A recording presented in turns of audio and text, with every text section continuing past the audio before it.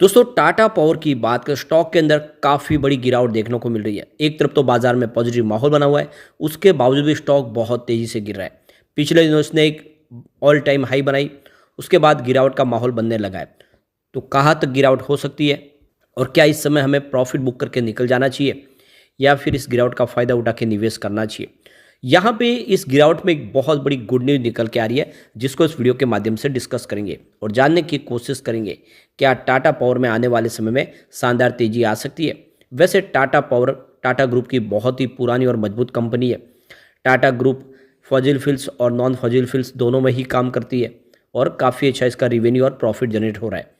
क्या ये आने वाले समय स्टॉक तेज़ी से बढ़ते हुए और अच्छी ऊंचाइयों पर जा सकता है, समझने की कोशिश करेंगे इस वीडियो के माध्यम से। लेकिन फ्रेंड उससे पहले अगर आप पहली बार हमारे चैनल पे आए तो चैनल को सब्सक्राइब कर दीजिए, एक बेल आइकॉन दबा दीजिए ताकि जब भी नया वीडियो बने पहला नोटिफिकेशन आपको मिले। वीडियो पसंद आए तो लाइक से जरूर कीजिए। चलो फ्रेंड्स वीडियो स्टार्ट करते हैं। मैं हूँ आपका दोस्त एस बी दवे और हमारे अपने चैनल ऑनलाइन कमाई में आपका बहुत बहुत स्वागत है।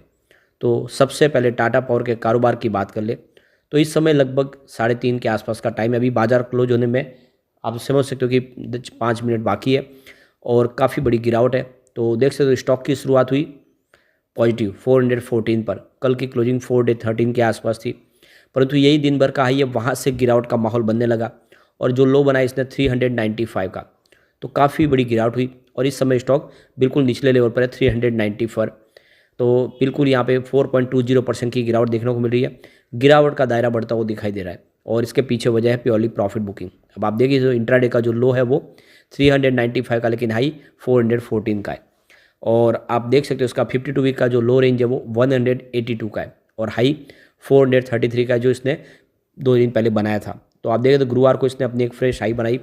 स्टॉक लगभग डबल से ज़्यादा हुआ, लोगों को बहुत अच्छा इसने रिटर्न दिया और फिर इसमें गिरावट का माहौल बना। तो एक ऑल टाइम हाई के बाद बिल्कुल यहाँ पे प्रॉफिट बुकिंग का मामला बनता हुआ दिखाई दे रहा है।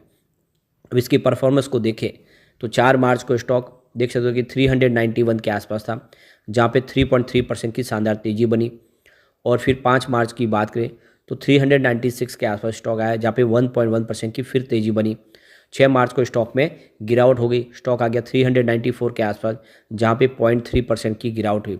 लेकिन 7 मार्च को स्टॉक ने कमाल कर दिया, 425 पर पहुंच गया और इंट्राडे में 433 तक पहुंच गया। 7.7% की बम्पर तेजी के साथ इसने क्लोजिंग दी।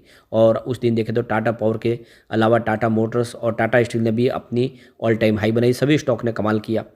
और फिर 11 मार्च को यानी कि उसमें प्रॉफिट बुकिंग यानी शुरू हो गई कल से। कल के अंदर देखें तो 413 पर स्टॉक आ गया, जहाँ पे 2.8% की गिरावट हुई और आज दूसरा दिन है जब इसमें गिरावट हो रही है। वॉल्यूम इसमें थोड़ा सा आपको कम होता हुआ दिखाई देगा। पिछले 1 महीने पहले इसका 2 करोड़ का वॉल्यूम था, 63 लिख के डिलीवरी उठाएगी। और देख सकते हो कि 1 वीक पहले 3 करोड़ का वॉल्यूम हुआ था, 84 लाख की डिलीवरी उठाएगी। और यहाँ पे देख सकते हो कि कल ज़बरदस्त वॉल्यूम हुआ था, 10 करोड़ का वॉल्यूम हुआ था, 3 करोड़ की डिलीवरी उठाएगी। लेकिन आज 3 बजे के आसपास 3 करोड़ का ही वॉल्यूम हुआ, वॉल्यूम थोड़ा सा आपको कम होता हुआ दिखाई देगा। अब इसकी परफॉर्मेंस अगर आप देखें तो 10 ईयर में इसने 400% का शानदार रिटर्न दिया। पिछले 5 सालों में 452% का बम्पर रिटर्न दिया है। 2 साल के हिसाब से देखें तो 69% का इसने पॉजिटिव रिटर्न दिया है और पिछले 1 साल में इसने 89% का पॉजिटिव रिटर्न दिया है, यानी लगभग 1 साल में पैसे आपके डबल हुए। 6 मंथ में 45% का इसने पॉजिटिव रिटर्न दिया है। 3 मंथ के हिसाब से देखें तो इसने 18% का पॉजिटिव रिटर्न दिया है और पिछले 1 महीने में 1% का पॉजिटिव रिटर्न दिया है। 1 डे के हिसाब से भी देखें तो 1% की तेजी है, लेकिन 1 डे के हिसाब से 4% की यहाँ पे गिरावट हुई है। अब ये जो टाटा ग्रुप के शेयरों में जो गिरावट है, तो देखो पिछले दिनों जो रिपोर्ट निकल कर आएगी कि आरबीआई के मापदंडों के आधार पर कहा गया कि टाटा सन्स की सितंबर 2025 तक लिस्टिंग की जा सकती है और इससे जुड़े कंपनियों के शेयरों में से तेजी देखने को मिली। हालांकि खबर है कि निकट भविष्य में टाटा सन्स की लिस्टिंग की संभावना नहीं है। समूह आरबीआई के नियमों के पालन के लिए दूसरे विकल्प है उसका तलाश कर रहा है। ग्रुप के पास अभी मौजूदा विकल्प में कर्ज में कटौती और टाटा कैपिटल जैसी यूनिट को अलग करना शामिल है। आरबीआई का जो नियम है उसके हिसाब से टाटा सन्स को सितंबर 2025 तक लिस्ट होना होगा, क्योंकि इसे ऊपरी स्तर पर एनबीएफसी के तौर पर क्लासिफाइड किया गया है।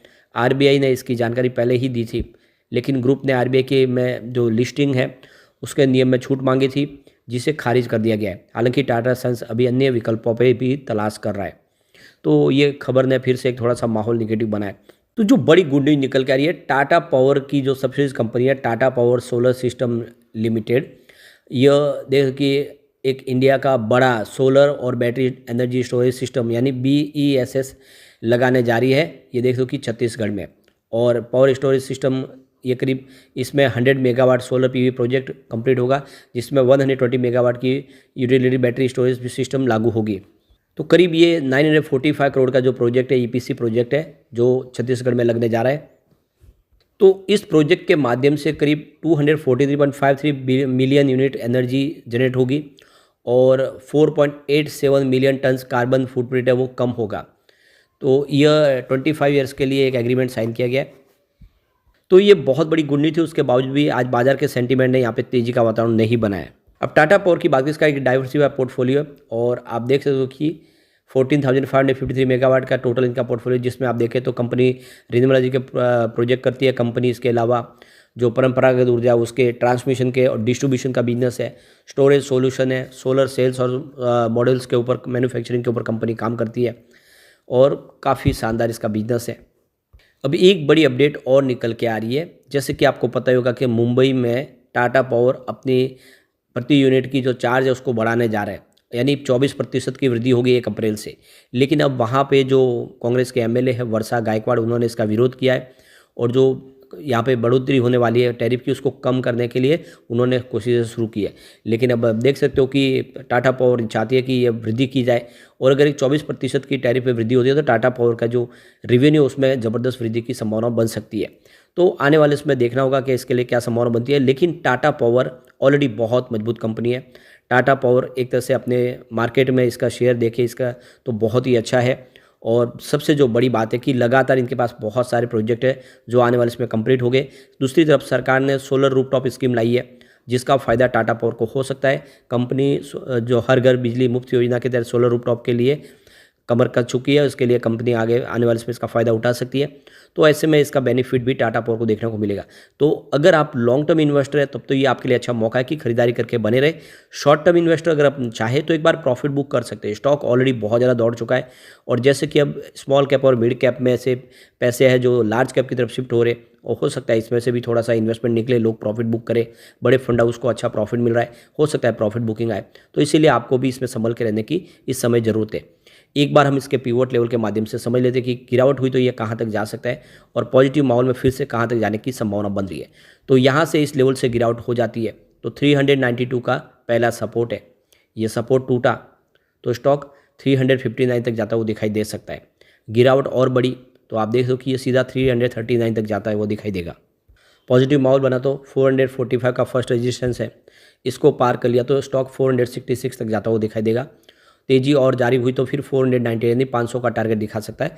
तो बिल्कुल लॉन्ग टर्म इन्वेस्टर के लिए अच्छा मौका है। शॉर्ट टर्म इन्वेस्टर प्रॉफिट एक बार बुक कर सकते हैं, क्योंकि इस समय बाजार के सेंटीमेंट थोड़े से डावाडोल दिखाई दे रहे हैं। लेकिन फ्रेंड, कोई भी इन्वेस्टमेंट करने से पहले अपने फाइनेंशियल एडवाइजर्स बड़े ले ले या अपना खुद का रिसर्च करें, क्योंकि मैंने वीडियो आपके एजुकेशनल पर्पज़ के लिए ही बनाया। वीडियो पसंद आए तो लाइक शेयर जरूर कीजिए और चैनल को सब्सक्राइब कर दीजिए।